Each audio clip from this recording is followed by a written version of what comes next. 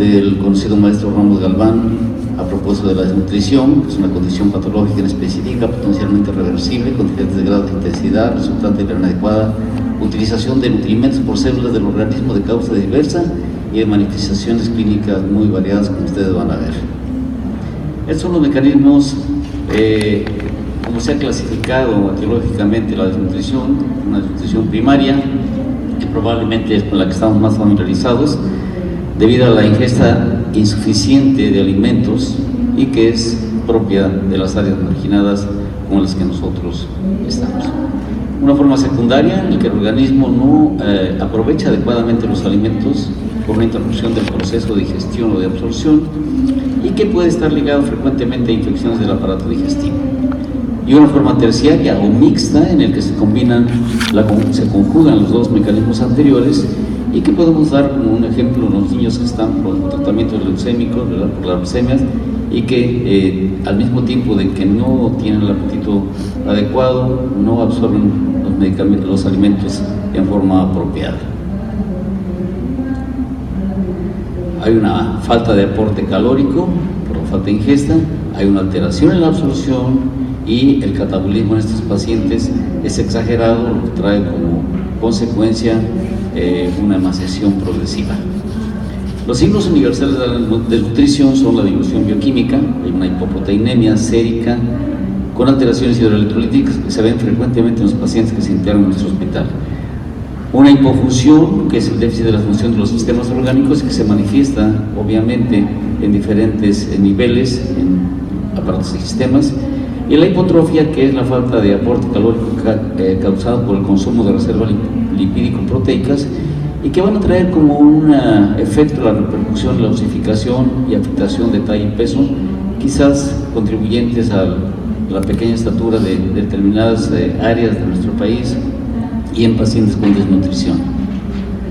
La desnutrición es un problema mundial de salud. El 50% de los niños que ingresan al Hospital General, nuestro hospital en Acapulco, presentan algún grado de desnutrición, y en México se ha calculado que afecta al 17.8% de la población analizada y un 34% en relación con algún grado de pobreza. No solamente es la falta de nutrientes, a veces son malos hábitos alimenticios, y nuestros niños en especial están muy expuestos a esta situación. Y aquí tienen ustedes esta gráfica que nos muestra cambios en el consumo de alimentos. Anteriormente eran más frutas, vegetales, leche, derivados de carnes, y de repente, es decir, a partir de la refresquización de muchas de nuestras naciones, ¿verdad?, los pacientes se dedican a decir, los niños son frecuentemente alimentados a base de refrescos, carbohidratos vacíos, y esto trae como consecuencia también no solamente una obesidad, sino además problemas de desnutrición. Decíamos que los problemas de nutrición están ligados a la pobreza, que es una circunstancia económica en la que una persona carece de los ingresos suficientes para adquirir recursos básicos, alimentos, servicios de salud, vivienda, vestidos y educación.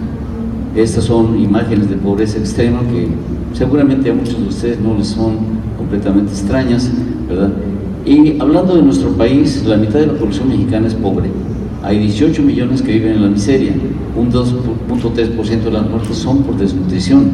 Y la desnutrición es la quinta causa de muerte en menores de 5 años.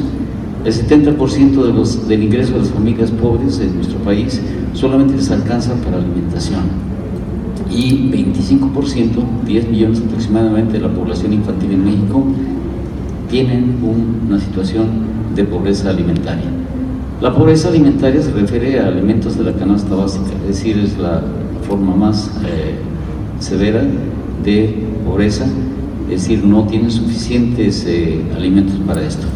Hay otra pobreza de capacidades en las que además de los alimentos carecen también de educación, lo cual va a contribuir en buena parte al problema. Y una pobreza patrimonial en la cual se agregan no solamente a los alimentos, problemas, falta de salud, vestido, vivienda, transporte. Los estados en México con mayor grado de pobreza son básicamente los del sur, sureste de la República. Estamos hablando de Chiapas, en el cual el 47% de la población está afectada por esta situación. Nuestro estado de Guerrero, un 42%, Oaxaca, 38.1%. Todos esos estados están colocados sobre la costa pacífica de nuestro país en el sur. Y del otro lado del Golfo está Tabasco y Veracruz con esos porcentajes que ustedes están viendo. Ahora, hablando propiamente de las enfermedades que están asociadas a los trastornos carenciales, he elegido estas cosas, hay más que son más raras o más frecuentes, pero estas se pueden ver en cierto grado.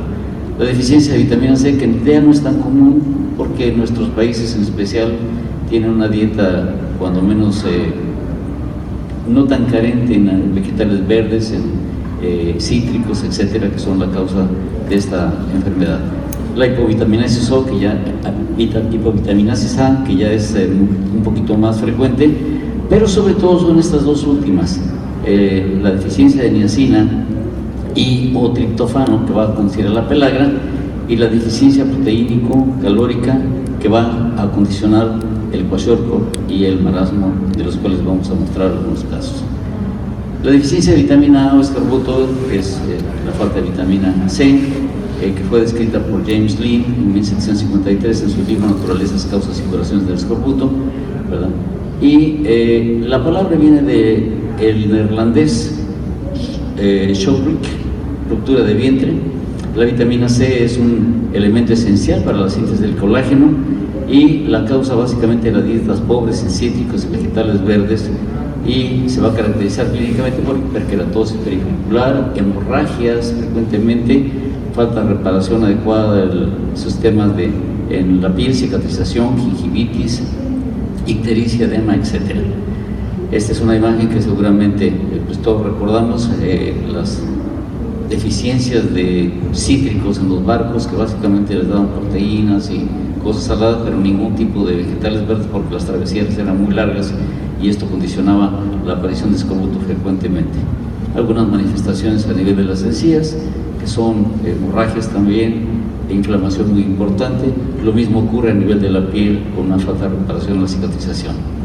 La hipovitaminasis A, la hiperkeratosis folicular, básicamente la hipovitaminosis A afecta sobre todo las lesiones oculares conocidas como queratomalacia, conjuntivas, esclerótica y la conjuntiva. La palabra frinoderma viene del griego, frinos, sapo, y dermos, piel. Fue descrita por Nichols en 1993 como piel de sapo, y la vitamina A es un elemento esencial en la dieta del ser humano, pero frecuentemente esta enfermedad también se asocia a la falta de complejo B y vitamina E. La causa de deficiencias nutricionales o bajo consumo de vegetales, mala absorción por cirugía intestinal o falla pancreática, no solamente el aporte, sino también estas circunstancias. Y en la clínica, todos conocemos esas acumulaciones de queratina en el poro folicular, que son muy características, sobre todo a nivel de los brazos, glúteos, muslos, etc. Esto ya estamos tratando en un terreno más familiar para nosotros. Las pelagras es la enfermedad carencial por deficiencia de niacina o su precursor triptofano, ¿verdad? Son causadas por dietas deficientes, pero también por alcoholismo, por una mala absorción intestinal, enfermedades gastrointestinales, y se ha conocido como la enfermedad 4D, ya todos lo sabemos: demencia, dermatitis y diarrea de función. Aquí tienen ustedes el típico collar de casal, que es muy característico. Cualquiera que nosotros que pueda ver ya puede identificar esto como un cuadro de pelagra. La pelagra también se llamaba mal de la rosa, lepra asturiana, italiana, enfermedad de Saint-Germain. Fue descrita por Francesco, el nombre se le dio significando la piel áspera, pele agra. Pero fue Gaspar Casal en 1735 quien empezó a sospechar realmente que esta era una deficiencia por nutrientes adecuados. Fue Goldenberg en 1914 quien, por encargo de los Estados Unidos, hizo un estudio muy detallado para definir si se trataba de una enfermedad infecciosa realmente como se pensaba hasta entonces, o era un trastorno carencial, y hizo la comprobación adecuada de esto. La pelagra entonces tiene un mecanismo muy especial. La niacina es un importante constituyente para la elaboración de coenzimas 1 y coenzimas 2, que tienen importantes funciones de oxidorreducción como donadores y receptores de iones de hidrógeno respectivamente. El 33% de los pacientes con pelagra desarrollan dermatitis solamente, y se relaciona a exposición solar, calor, fricciones o rosas. Son pacientes cuyas lesiones aparecen básicamente en esos sitios. Algunas imágenes que van a ilustrar esto son pacientes nuestros que hemos visto, son pacientes que vienen de algunas regiones muy pobres y muchas veces llegan con lesiones muy severas a nuestro hospital. A veces ancianos también, alcohólicos, además de la mala nutrición. La clasificación clínica de la nutrición de los niños se refiere a estas tres: el kwashiorkor, que es una desnutrición energético-proteica por baja ingesta de proteínas, y el marasmo o una deficiencia energético-calórica. Pero lo que vemos más frecuentemente es la combinación de ambos, una forma mixta de kwashiorkor y marasmo. El kwashiorkor es la causa, la baja ingesta de proteínas, y se ve sobre todo en esos niños que tienen lactaciones muy prolongadas, son niños mayores de 1 año que no se destetan a tiempo y que básicamente a veces no los destetan porque no hay alimentos adecuados para seguirlos dando.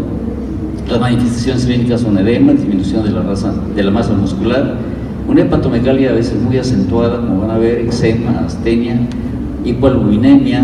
Esto ocasiona el edema que los lleva a estados edematosos muy aparatosos, como van ustedes a ver, y una respuesta rápida y satisfactoria cuando son proveídos de los alimentos adecuados. Son niños que pueden responder muy rápido. Lo paradójico es que cuando las madres se los entregan después de haberlos estado nutriendo adecuadamente, la madre dice: oiga, pero si yo los traje gorditos, lo entregan muy flaquito ya. Y es que el edema desaparece y entonces el niño vuelve a recuperar en cierto grado su peso. Según Waterloo, estos son desnutridos agudos. Aquí tienen ustedes algunos ejemplos. Vean ustedes el edema muy acentuado a nivel de las extremidades, niños con el pelo rojo, muy típico, pero pueden llegar a estos grados de caquexia que realmente son asombrosos, muy graves, y que desafortunadamente muchos de estos niños a veces llegan solamente a morir en nuestro hospital. Sobre todo estas formas mixtas de las que estoy hablando, los maromáticos, que es la deficiencia energético-calórico, esos tienen una mayor adaptación a la desnutrición, pero por lo mismo se recuperan en forma más lenta, ¿verdad? Aunque pueden adaptarse a esos estados de nutrición crónica, el cortisol aumentado va a dar una baja en la producción de insulina y un consumo de la proteína muscular, entonces se empiezan a caquetizar en forma muy marcada. Está asociado a destete temprano, un aspecto emaciado, una evolución crónica y una piel seca, plegadiza. Actitud de irritación, de irritabilidad muy constante, llanto persistente, hay un hipodesarrollo marcado y su recuperación normalmente es larga por esa misma capacidad de adaptación. Algunas imágenes que son dramáticas realmente y que les muestran a ustedes estos aspectos. Son niños que llegan en muy malas condiciones, ¿verdad? Y que realmente asombra que puedan llegar a esos extremos de afectación. Tienen hemorragias, vasculitis, edema muy acentuado. Como les digo, son formas mixtas, tanto de kwashiorkor como de marasmo, y los llevan a estados realmente en que muchas veces es difícil sacarlos de los estados tan agudos en los que se llegan, tan severos en los que se llegan a presentar. Ese niño también, un caso muy dramático, que finalmente ya era poco lo que se podía hacer, entonces los padres decidieron mejor llevarlo a morir a la casa. Las conclusiones son que las enfermedades diferenciables persisten en los países en vías de desarrollo. La desnutrición está ligada a condiciones de pobreza extrema. La ignorancia, desproporción entre los extremos de riqueza, desigualdad social y la corrupción común en los países en desarrollo contribuyen en forma importante a que ésta se presente. La dermatología con fines sociales y la concientización de los especialistas en la formación pueden contribuir a combatirla.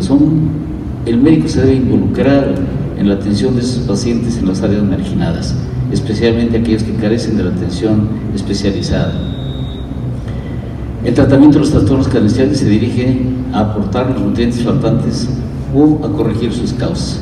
Cuando estos, no necesitan medicamentos, realmente necesitan alimentos, necesitan condiciones, y muchas veces cuando el problema está caracterizado por trastornos digestivos, etcétera, no se tiene que corregir por ahí, pero no es el grupo principal. El grupo principal es el de aquellos que carecen de todo. Según los lineamientos de la Organización Mundial de la Salud,